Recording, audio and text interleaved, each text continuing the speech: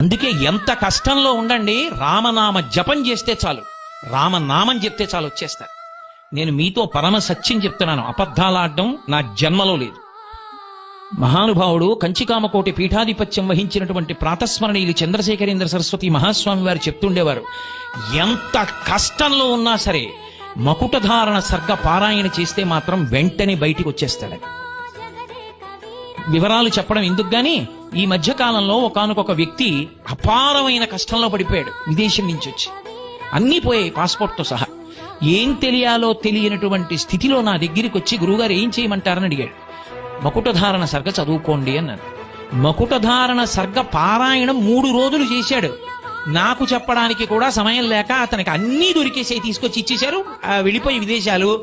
అయ్యా నేను ఇక మానకుండా రోజు చదువుకుంటున్నానండి అన్నాడు. రామాయణంలో ఒక్కొక్క సర్గకంతంత శక్తి ఉంది.